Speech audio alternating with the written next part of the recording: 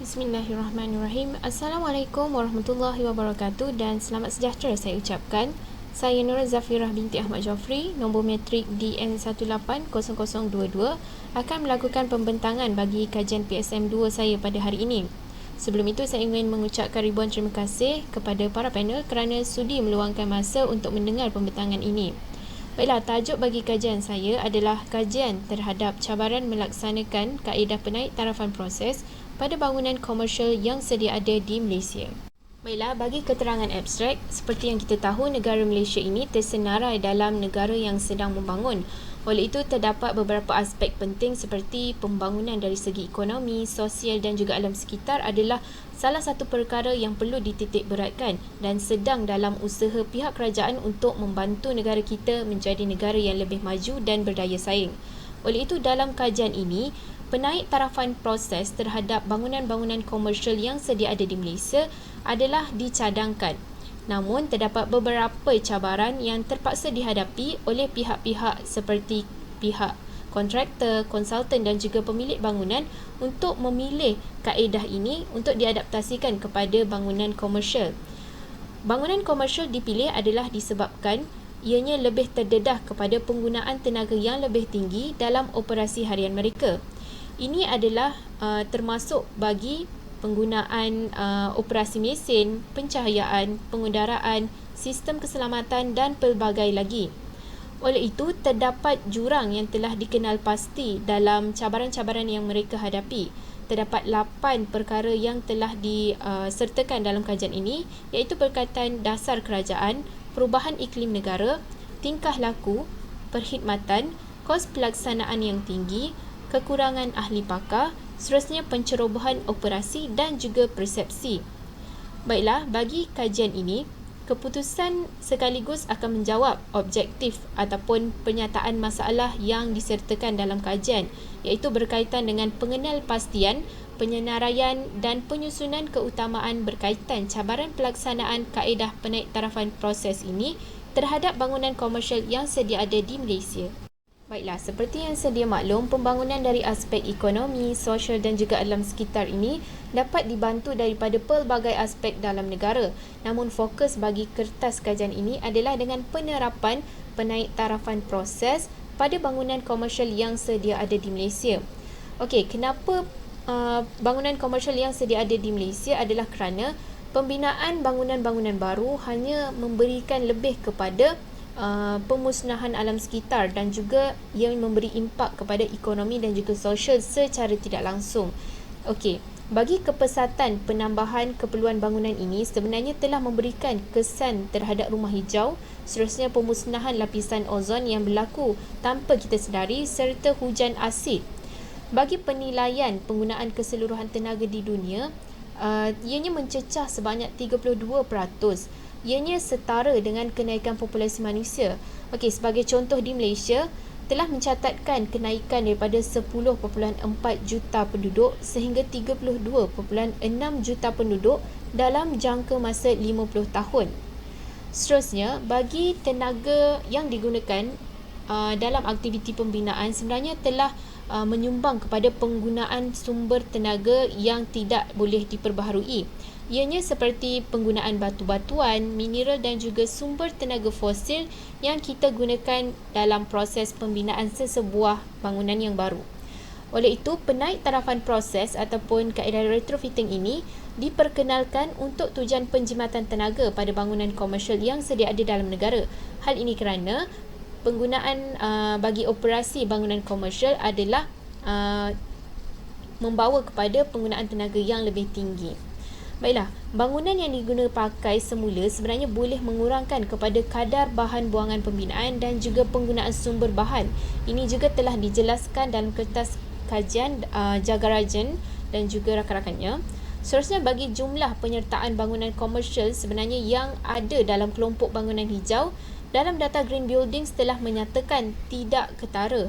Namun, jika dibandingkan dengan bangunan komersial yang baru, ianya lebih mendapat sambutan.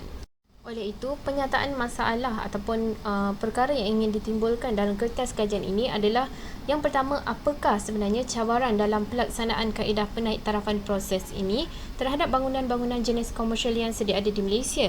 Seterusnya adalah apakah penyusunan keutamaan terhadap cabaran sebenar yang dihadapi dalam mengadaptasikan kaedah penaiktarafan proses pada bangunan komersial yang sedia ada dalam industri di Malaysia.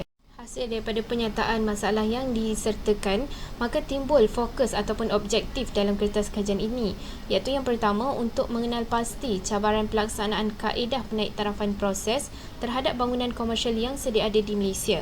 Seterusnya yang kedua, untuk menyusun keutamaan cabaran sebenar yang dihadapi dalam mengadaptasikan kaedah penaiktarafan proses ini terhadap bangunan komersial yang sedia ada dalam industri di dalam negara. Baiklah, bagi kajian literature yang telah diadaptasikan terhadap kertas kajian ini, dimulakan dengan konsep kajian. Konsep kajian yang dibawa adalah berkaitan dengan perkembangan bangunan hijau ataupun kita kenali sebagai bangunan lestari. Kita dapat tahu bangunan lestari ini telah banyak diperkatakan di seluruh dunia, terutama sekali dalam bidang pembinaan ataupun bangunan itu sendiri. Namun, ianya masih terdapat perdebatan yang meluas oleh pelbagai pihak berkaitan apa itu bangunan hijau atau apa perkara yang perlu dilindungi oleh bangunan hijau itu sendiri. Ianya telah menghadapi beberapa cabaran bagi pelaksanaannya di negara kita. Kita terdapat masalah untuk mempromosi dan melaksanakan bangunan hijau itu untuk norma dalam kehidupan rakyat Malaysia. Oleh itu, untuk mengenal pasti jurang yang dihadapi ini, kita telah mendekati pihak-pihak konsultan, kontraktor dan juga pemilik bangunan untuk mengambil tahu apakah sebenarnya cabaran yang dihadapi oleh mereka berkaitan dengan penaiktarafan proses ini. Maka, bagi merealisasikan konsep kajian, kita telah membawa model kajian daripada kajian tindakan SOMEC. Seperti yang kita dapat lihat, terdapat 8 step ataupun 8 langkah yang dimulakan dengan pengenal pastian masalah, pengumpulan data, seterusnya menganalisis data yang diperoleh untuk membentuk hipotesis, yang keempat untuk merancang pelan tindakan bagi kajian yang ingin dijalankan, kelima untuk melaksanakan pelan tindakan yang telah dipilih, keenam untuk mengumpul data bagi mengesan perubahan yang berlaku, ketujuh menganalisis dan menilai, dan kelapan untuk melakukan putaran seterusnya. Bagi mencapai status bangunan hijau, terdapat beberapa garis panduan yang telah ditetapkan merujuk perkara dalam kriteria penilaian Green Building Index Malaysia. Terdapat 6 penyenaraian berserta dengan peratus maksima yang telah diperuntukkan untuk mengumpul mata peratusan dan mendapatkan penilaian Green Building Index sama ada Platinum, Gold, Silver dan Certified. Ini adalah berbeza dari segi berapa banyak mereka menyumbang kepada status Green Building itu sendiri.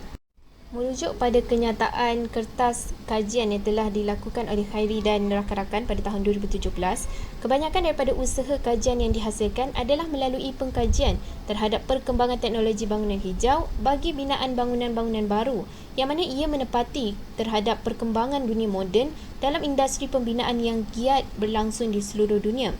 Namun terdapat keperluan sebenarnya untuk mekanisme ataupun kaedah pendekatan yang dapat mengurangkan kesan negatif pembangunan, pembinaan dan juga pembandaran terhadap alam sekitar. Sebagai contoh, penaiktarafan proses itu sendiri. Bagi poin kedua, pelbagai peluang sebenarnya dapat diperoleh melalui kaedah penaiktarafan ini. Misalnya penambahbaikan dalam perkara kecekapan tenaga, peningkatan terhadap keberkesanan kaki tangan, penurunan kos penyelenggaraan dan juga ia memberi impak yang lebih positif terhadap keselesaan terma itu sendiri. Hasil dapatan daripada kertas kajian lalu telah menyenaraikan 8 buah elemen terhadap cabaran kaedah penaiktarafan proses yang telah berlaku dalam industri. Yang pertama berkaitan dengan dasar kerajaan, perubahan iklim negara, tingkah laku, perkhidmatan, kos pelaksanaan yang tinggi, kekurangan ahli pakar, pencerobohan operasi dan juga dari segi persepsi. Bagi pengaplikasian metodologi kajian, kertas kajian ini telah mengambil maklumat dan data daripada kertas kajian lepas dan juga hasil daripada kajian lapangan yang telah dilakukan, maka rumusan dan kesimpulan telah dibuat. Seterusnya, kaedah pengumpulan data dari borang soal selidik tersebut dilakukan melalui temu bual talian telefon dan bukan temu bual melalui panggilan melalui WhatsApp dan juga email. Bagi deskriptif, terdapat penyenaraian, cartapai dan juga jadual dibuat ataupun dihasilkan untuk kertas kajian ini, hasil daripada rumusan kertas kajian lalu serta kajian lapangan yang dibuat. Untuk melaksanakan kajian lapangan ini, pihak konsultan, kontraktor dan juga pemilik bangunan mestilah menepati kriteria-kriteria yang telah ditetapkan. Hasil kajian lapangan untuk soalan pertama telah mendapati pemilik bangunan menyumbang kepada nilai responden yang terendah diikuti kontraktor dan juga pihak konsultan.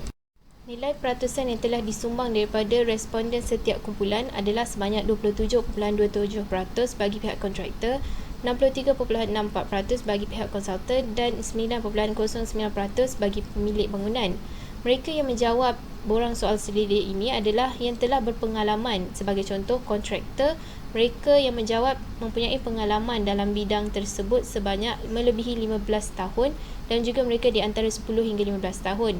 Pihak konsultan pula adalah mereka yang melebihi 15 tahun pengalaman serta yang dalam durasi 5 hingga 10 tahun pengalaman.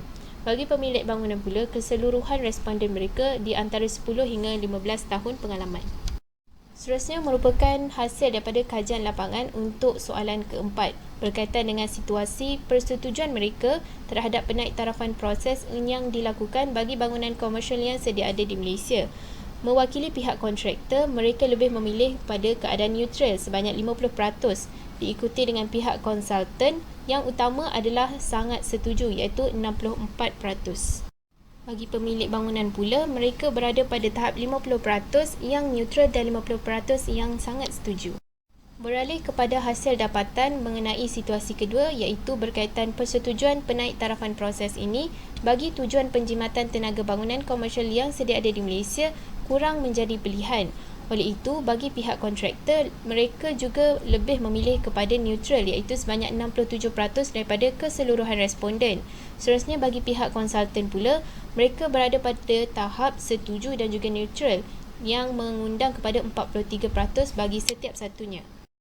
Manakala bagi pandangan pemilik bangunan pula, mereka berada pada tahap setuju.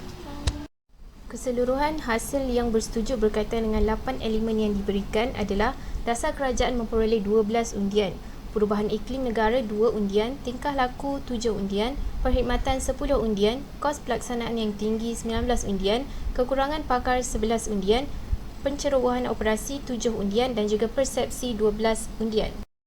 Untuk menyokong kenyataan berkaitan persetujuan terhadap 8 elemen tersebut, pihak kontraktor, konsultan dan pemilik bangunan telah memberikan beberapa komen berkaitan dengan persetujuan tersebut.